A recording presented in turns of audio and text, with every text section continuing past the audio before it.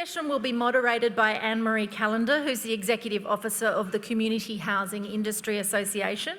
She's joined by Professor Selina Bartlett, who's a neuroscientist from QUT, Fiona Caniglia, the Executive Director of Q Shelter, and Professor Cameron Parcel from the University of Queensland, and Amy Blair, who's the Program Manager for Young Families at YFS. Please make them welcome. Right, I'm going to kick things off. I want to start by acknowledging the traditional custodians of the land that we're meeting on and pay my respects to elders past, present and emerging, and also to any First Nations people with us in the room or online. I'm really delighted to be facilitating this in this panel, and I don't think Vic really knew what she was getting into when she gave me a microphone and put me on the stage to talk about this topic. I'd also want to acknowledge that the scene has been really well set for us by the conversation that we've had to date, and it was just really fantastic to hear from Chloe and from Tracy in the previous panel. And I can see someone sitting in the audience nodding at me that was on my board when I first worked at Brisbane Youth Service in the 1980s. So it's like old home week today. So we're moving the conversation on to talk a bit about what do we understand about what causes homelessness, what are the pathways in, but more importantly, what can we do to address the causes and break the cycle and create really a different future for people in Queensland and hopefully across the nation. Cameron, I was given a copy of your book by Victoria, and I've been wading my way through it. Well, flicking through it really. But in it, you describe homelessness as a choice of society and a predictable, racialised and patterned phenomena. Can you give us an explanation that I might be able to understand about what you mean by that? Sure, I'm going to try and be... Is that working? There was something that the conservative movement for many, many generations liked, this idea of homelessness as a choice. And we kind of were over-ridiculing that because we thought it was so preposterous. But then we started to realise that actually it is indeed a choice. It's a choice of how we organise society. And then I think we can even go beyond this idea that it's a choice of how we organise society, and even more provocatively, Anne-Marie, I think we are responsible for homelessness. And I like this idea that we're responsible, we're causing it. And that is, we have to think about the way that homelessness is a product of conditions that benefit us. And there's no more condition that benefits us than the commodification of housing. And what we know is that housing is a wonderful mechanism in society to produce wealth from, to speculate. And of course, I'm using wonderful in an ironic sense. It's a wonderful mechanism to become rich from, but that is at the expense of others. And we have to think about the way that we benefit from housing, not just in the way that it's commodified, but the almost unanimous mantra that we want to pay lower taxes. Of course, the consequence of lower taxes is less revenue of the collective, of us, to intervene in the housing market to do otherwise. And the provocative notion that we are benefiting from homelessness, that we are choosing it, also opens up the more radical idea that we can do something about it. And this is important because I think it's dissatisfying to simply lament the government or lament the industry or lament the other for causing the problem. But we have to think about what can we do ourselves to contribute toward the societal change that's needed to disrupt these causes. So it's both confronting in terms of thinking how we benefit from the existence of homelessness, something that would be very grating, but at the same time we can reflect upon this in terms of what can we do differently. And of course what we can do differently is the power of the collective, because the kind of society that we live in is a product of what we value and what we want, and we can do otherwise. Excellent, thank you. I'm going to come back to you. Selina, you're a leader in neuroscience and neuroplasticity, which I can only just spell. But I'd really like you to talk to us about what you know about adverse childhood experiences and how they can contribute to homelessness. Thank you, Cameron, for saying all of that, so I don't need to. So I started out to become a neuroscientist because my sister had a mental illness She was locked up in North Brisbane. She experienced all the things that you have just described. And I just had this question, like, why did she have this? And I went on a journey to find out. And I've been traveling the world ever since, and I've been studying the brain in all of its different varieties and forms, and East, Western, you name it. And it came down to, and it took me 20 years to get to this point, and I was sitting in an office actually at Kelvin Grove, reading the papers of Andra and Fleddy, who were the originators of the Adverse Childhood Experiences study. It started in 86, it was published in 98, and it very accurately describes why my sister got mental illness. It was a bit of a shock, I didn't like the results, and what it means is that we're not born a blank slate. The science is unequivocal. We have neuroimaging and we have genomics, we know where we came from, we can see the impact of adverse childhood experiences on brain development. And that's hard piece of evidence to digest, just like you're talking about our culpability in people's homelessness. So I just want to let you know that we've got to stop believing the lie that what happens in childhood does not cause mental illness later in life.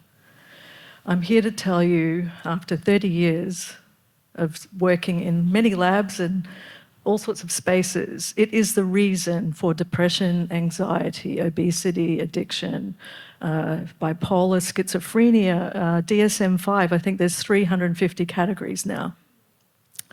And I want to see that change. So in Australia, the Australian Childhood Maltreatment Study was published last year, and I just have the numbers here to let you know how common it is in Australia. 32% of a survey of 8,500 people, and you can look up all the data.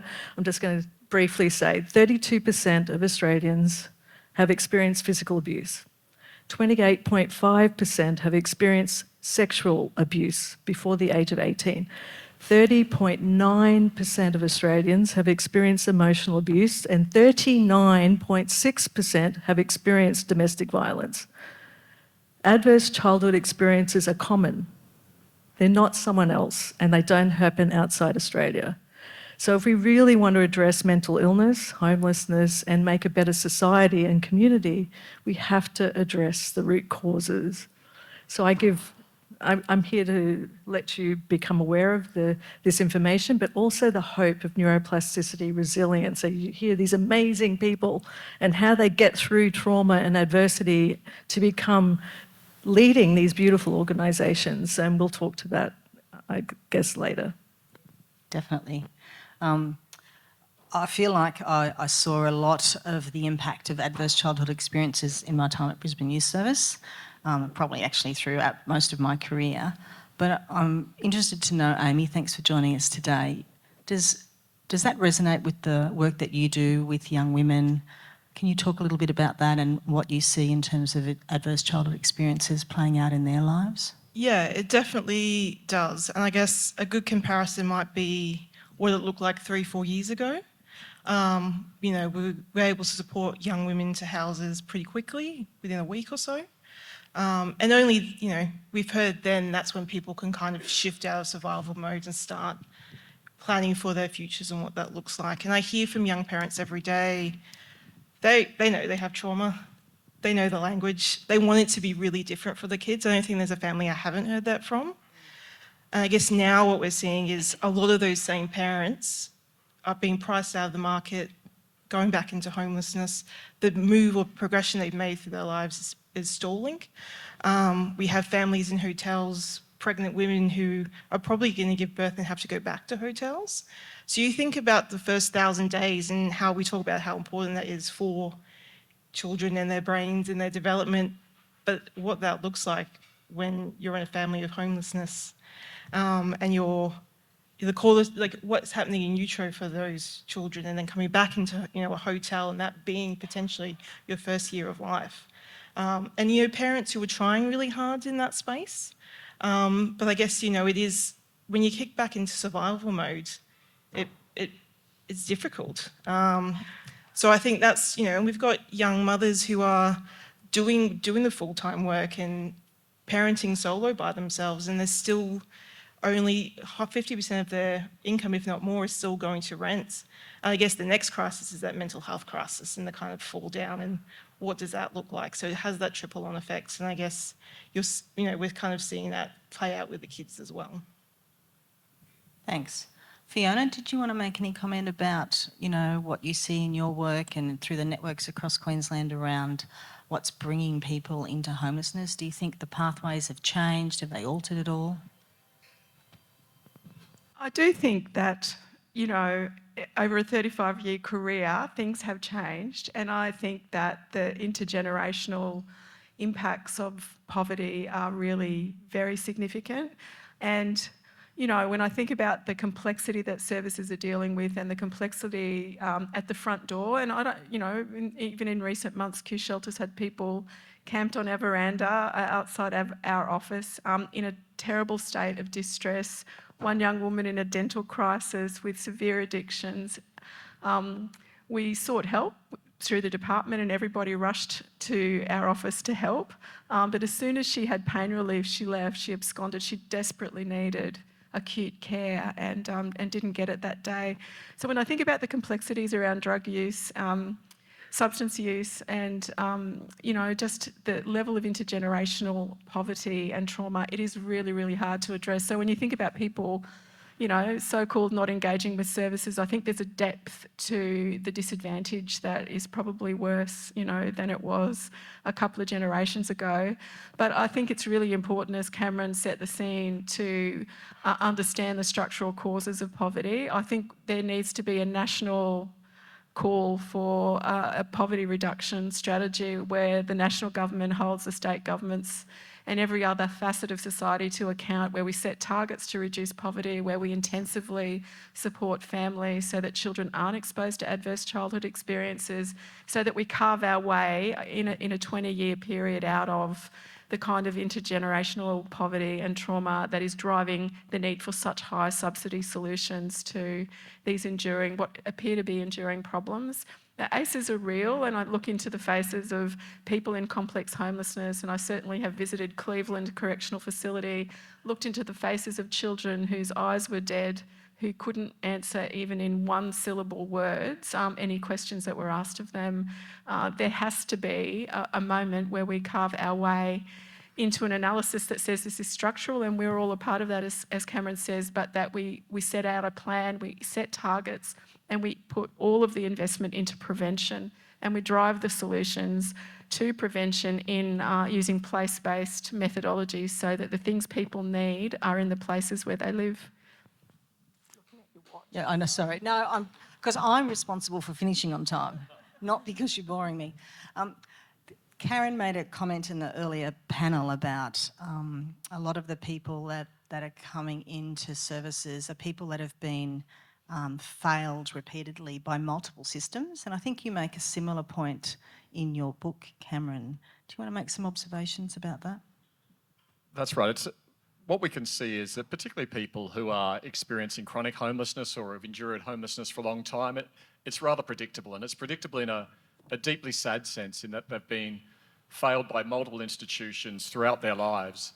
And that's important, not simply in terms of thinking about the kind of systematic changes that we could make in terms of intervening earlier, but it's also important in trying to understand the identities and the experiences of people who have been homeless for a very long time, because of course being homeless is essentially just a synonym with being marginalised from the child protection system, the education system, the health system, family, community.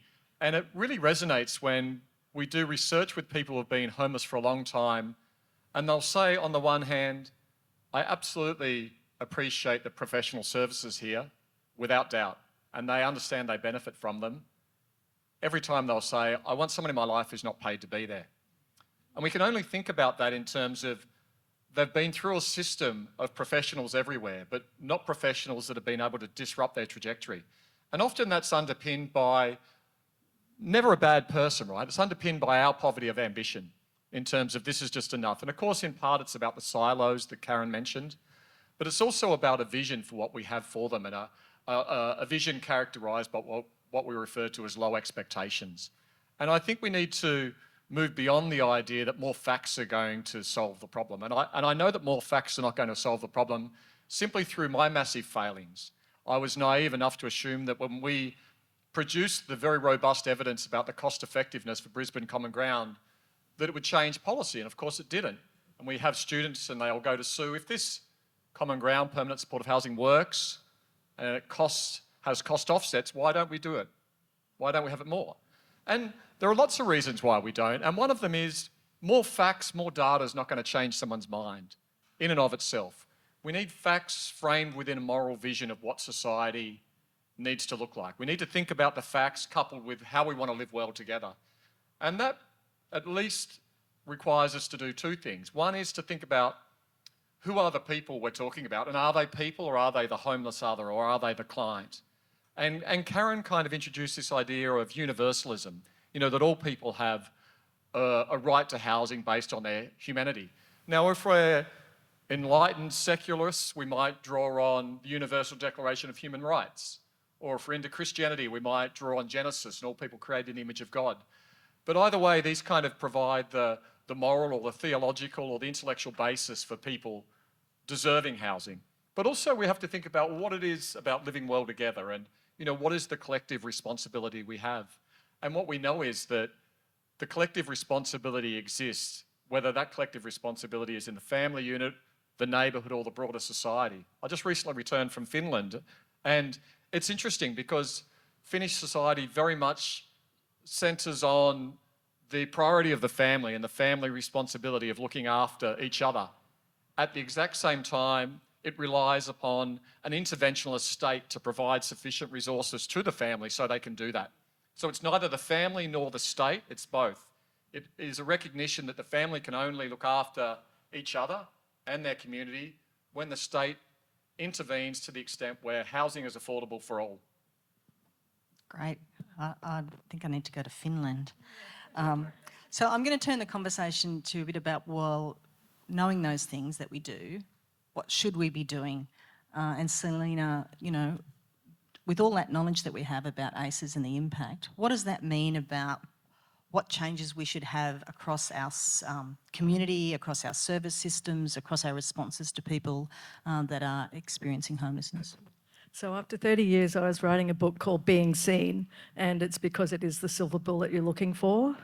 If you felt seen by just one person, it goes a long way to protect your mental health for your whole life. And this is the work from the Centre of the Developing Child out of Harvard. It's called the Serve and Return Relationship, but it goes across all of us. If you feel like you've got one person that has your back, it's gold. And you hear this over and over again, all these conversations. So we can provide 1 million services, we can provide housing, but if there's not one person that really believes in you, you'll still suffer. And why do we know that? So it's a Harvard grant study that started in 1930 where they tracked and asked questions about what is the ingredient for thriving and longevity and health and happiness? And guess what it was? And the people studying this hated the outcome. And it was the quality of our relationships. What's the greatest thing that has broken down in Australia in recent years outside the technology that's driving us apart is our lack of village, our individualism. And I'm American as well. I spent 20 years there, and I can tell you what it looks like, our future, if we keep going this path to inequality, a race to the top of big houses and cars. People are breaking into everyone's car in the US. They're just smashing windows in safe neighbourhoods right now just because they want to. People are living on grass strips, and people are living in tents. There is no social housing in the US, it's very rare. That's where we're heading. And so I come to these stages, I write these books and I run these forums because we need to have the big conversation. Where do we want to go? Kurt Fearnley said, who are we? What do we want to become? He was on my podcast, and this is a question to ask yourself. Incidental kindness is our solution. You can have a big house, but do you want barbed wire around it? You can have the best cars, but do you want barbed wire around them? That's where we're heading. So we have the solution. It's sitting right in our heart. when you're nice to your barista and you say, "How are you?" When you see a student struggling, you ask, "What can I do for you?" When you see someone that doesn't have a house, like in West End where I run, where people are living on the park benches, when people are now writing on my websites, "I want to take my life and I don't know what to do." That's where we're heading, but we have the solution in Australia. We are a social capitalism. So I ask each of you have the capability. We're a group of 200, we can gather a group of 10, next minute we're 2,000, we're 2 million people, we can make the change. And I urge you, we're in a crisis, let's choose the path of Finland over the US. Thanks, Selena. I'm going to run out of time, unfortunately, but we've still got time for a couple of more of my questions before we might take some questions from the floor or from people online, so I'm going to try and be quick. Fiona, we're both involved in the independent review of the homelessness response in Queensland. What do you think the comments today, the understanding around ACEs, mean for system design? I mean, a lot of our input to the review is really focused on two things. One is to really get settings and investment right for prevention. There's an extraordinary amount of investment at the moment in a crisis response, which I fully understand, and I endorse the need for, because we do have people who are currently in acute need. So there's the now proposition of helping people in that situation, but we absolutely have to design the system for prevention, and that means intensively getting in front of and supporting people, you know, from the beginning of life through pregnancy and onwards in the most high quality evidence-based ways we can. So the prevention piece is important. The second thing I'd say is that has to have a community dimension to it. Some communities have their own culture of being really protective of each other, people asking how people are, neighbours talk to each other, they scamper in and out of each other's houses, and other communities are not like that. So when you think about postcode poverty, we've really got to drive those really intensive prevention solutions right down to a postcode so that it's place-based and the organising principle is place. But the third thing I'd say is that we need to put that into a broader framework, and I do think we need a conversation about poverty in Australia. I do think we need to deal with the systemic causes of poverty, and while you know, in the review there are many settings that we can touch around housing and homelessness responses that are more preventative, it needs to be joined up with other systems like education, health, child protection, making sure that the way systems integrate and operate are really effective, and making sure that we don't miss the opportunity nationally and at the state level to drive a bigger agenda, a more bold plan about poverty reduction. Thanks. And before we come to some questions from the floor, Amy, you know, I'm sure you've got first-hand experience of where some prevention or early intervention can make a really big difference in the lives of young women and their children. Yeah, thanks for coming to me last and trying to wrap that up. Look, I could probably go on about this for a while, but I more want to cap on what everyone's kind of said around the community element. And I guess the really powerful element in all of this is having people with lived experience and the voice, and we talk about it a lot of time. And even being on the front line, being like, I have constant contact with people who are going through this. Sitting in a room with a group of young women and hearing it and really unpacking all the issues and having the conversations, you still hear something new, and there's still things that hit you that are new all the time. And I think this is how you kind of get community involved and motivated, is to make sure that they have their voices heard and that they are a part of this. And I think that's where we're going to get real change. We're not just going to keep band-aiding things. It's, you know, that's probably the way forward. And I think that's where you get the early intervention, because you'll get a plethora of options. They know a lot of the time what they need, and they'll tell you. So it's just about how do we then put that into practice and into policy and legislations and all of that. Thanks. I'm going to leave a bit of time. I've got 5 minutes. I've done very well. For some questions from the floor, or are there any questions online for any of our panellists?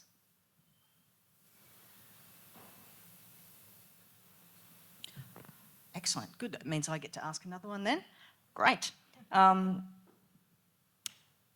This is one that I really loved from your book, Pam. In it, you refer to solving homelessness through more evidence and better practice as a myth. I quite liked that, though it was controversial, and that you say in order to prevent homelessness, we need to reframe the problem and transform society. I also like the idea of that. But can you talk particularly about the myth around evidence and better practice being the solution? What I like about saying this is that my job is paid to produce evidence. So it's kind of undermining my business model, but it kind of goes to the idea that more facts are not enough. And this is premised on the notion that's very, very clear that homelessness doesn't persist in Australia because of an absence of wealth. That's absolutely not true. I mean, COVID showed us that a little bit. Secondly, it doesn't exist because of an absence of ideas or knowledge. That's not the case. We know what the evidence says. It exists because of an absence of will. So we need to get that will, I think we need to draw on what Amy mentioned, and that is how can we engage people experiencing housing injustice, people working in the space, and the broader community to kind of contribute toward that social change. And that's because many people care about homelessness as a problem. Many people want to do something about it, but there are very few mechanisms for them to help in a way that's helpful. There are lots of mechanisms for people to respond to the consequences of homelessness. It's much harder to be able to help in a way that's helpful. How can we be just by simply responding to the consequences rather than addressing the causes? So I think we need to frame our mode of helping in a way that's much more transformative. And that's got to be never me helping a person who's homeless, but a collective kind of sense where people experiencing these injustices play core roles in driving the change. And that, of course, means that we need to advocate for and support more affordable forms of housing in our neighbourhoods. It's okay to kind of like the idea of ending homelessness, and almost everyone does. It's very, very different to kind of be committed to contributing toward what's required to end it within our neighbourhoods. And I think that's, again, something that can kind of build on the idea that there's an empowering capacity for us to do something, particularly when it's through a collective means rather than us providing care and help to the other. Yeah, that's great. I mean, I certainly know that so many more people have been touched by the housing crisis. You know, I spent a lot of time at BOAS trying to talk to people about young people and how they become homeless. People really felt alienated from how that could possibly happen to anyone. And now we've got housing and the crisis commonly talked about by everyone in our community because they all know someone that's affected by it.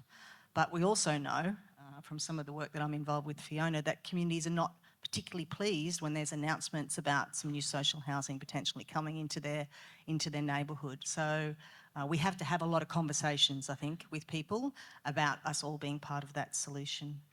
But I think I'm up for time. No questions? No? Just very quickly, just on what you're saying, Cameron. So thank you. I'm a frontline DFE worker, and we're talking about the housing crisis really affecting people on a very, very base level. Access to housing is far more important to some of them than even their safety. They need somewhere to live. I have clients that are in tents. So when you're talking about advocacy within the community, what kind of advocacy are you talking about? Like, what can we do on the community level? What actual steps can we take? And of course, this is why it's so hard, right? Because in the sector, we're responding to an immediate need, and it's not just a kind of a technical need, right? It's a need of someone surviving. So it's hard. But what I think we need to do is recognise, and I'm preaching to the converted somewhat, many of the solutions to these problems are held by people experiencing them. So we need to value their sense-making and their experiences of what needs to change. And it's about creating the opportunities where that knowledge actually can transform systems. There's such a disconnect between the design of programs and the funding for interventions versus the knowledge about what needs to happen, held by not only people experiencing homelessness and family violence, but by the people working in the sector. I'm working on a new project now where those three groups can be brought together. Governments, people working in the sector, and people who are service users of it, so that collective knowledge can contribute toward the type of societal change that everyone acknowledges we need to make, but we're unsure how to make it. Can I add to that? Just from a personal experience, I've seen how you can immediately help people And that's by not running away from the problem and not thinking it's outside your locus of control and it's too big a problem for you to get personally involved with. I've been told so many times, don't touch that, Selena, that's too big a problem. But I've seen for myself with my own sister when I bought her apartment, when I couldn't really do it, but I could get a mortgage, that totally changed the trajectory of her life because she had a mental illness and she was going in and out. I've seen a woman who was the teacher at our school who was living in a park with a 9-month-old. Our whole school got together and then she ended up getting a house that she's still living in and paying the same rent for the last 15 years, and her daughter is the first to get a full scholarship to University of California, Davis. So I've seen when we want to do something and we want to see that it is our problem, it's not someone else's problem, there's a group of people that want to come into Queensland and Australia that help people here on the front lines new conversations and ability to go to the circle around the person. Who loves this person? So when you're addicted and gambling addiction and all the other things we don't like to talk about, and we're not talking about fathers here, it's always on the mother too, which is a multi-generational problem. We should be talking about fathers. There's an absence of those conversations too. We need to include, where are the fathers? Because strong fathers make strong families too. But we can increase the circle around that person so it's not just on you in that cry. Who else knows them? Who loves them?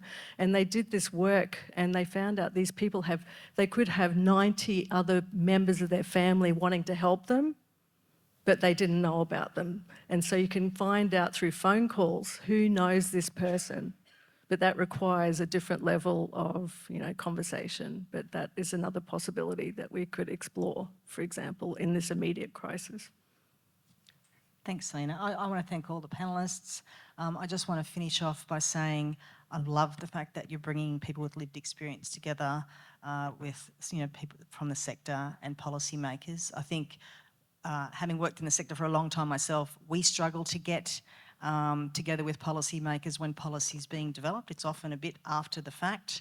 I'd love to think that we could have people with lived experience as well as sector people there at the beginning of a conversation about developing responses. So, yeah.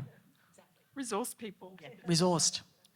Anyway, I better stop now. Thanks very much to all our... Can you thank the panellists?